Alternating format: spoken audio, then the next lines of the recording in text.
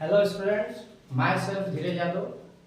आज हम लोग अर्थमेटिक प्रोग्रेशंस के बारे में पढ़ने जा रहे हैं, जो पहले ही 2 लेक्चर में हम लोग ने अटेंड किया था। आज ये लेक्चर नंबर 3 है, जिसमें हम लोग क्या डिस्कस करेंगे, इसके रिलेटेड बेसिस पे कुछ क्वेश्चन डिस्कस करेंगे।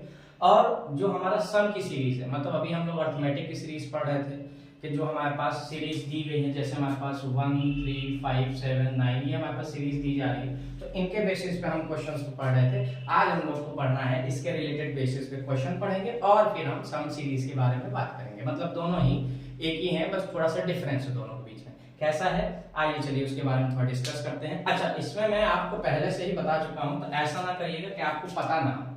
ठीक, आपको पता है कि हमारे पास ये an किसको रिप्रेजेंट करता है। ठीक, आप लोग को पता है d किसको रिप्रेजेंट करता है। ठीक है, same as it is a किसको रिप्रेजेंट करता है, और हमारे पास n किसको रिप्रेजेंट करता है, मतलब नंबर ऑफ टर्म्स को रिप्रेजेंट करता है। ठीक है, मतलब अब हमारे पास a है, हमारे पास तो हम लोग को पता है कि लास्ट टर्म है, ये तो हम लोग जानते हैं।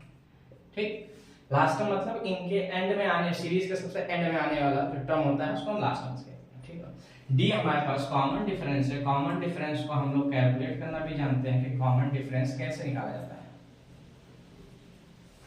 ठीक, और ये हमारे पास फर्स्ट टर्म है। फर्स्ट टर्म मतलब हो गया कि जब सबसे पहला टर्म है, ये जो A1 है, यहाँ पे फर्स्ट टर्म्स के बारे में रिलेट करता है, और एन हमारे पास नंबर ऑफ टर्म्स को बताता है।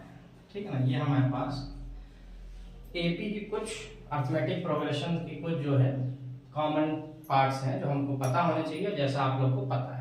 ठीक है ना, कारण हम लोग उससे पहले चैप्टर में स्टार्टिंग में डिस्कस कर चुके थे, तो हम लोग अपना बिना टाइम बर्बाद किए, बिना समय बर्बाद किए आगे क्वेश्चन की ओर मूव करते हैं। रिलेटेड कुछ क्वेश्चंस लगाएंगे और उस क्वेश्चंस पे हम क्वेश्चन को सॉल्व कैसे करते हैं उसके बारे में बताएंगे। कौन सा इंपॉर्टेंट क्वेश्चन है, कैसे ये हमारे एग्जाम में किस तरह से समय को देखते हुए कैसे हमको सॉल्व करना है, तो इन सब चीजों को हमको लगाना है।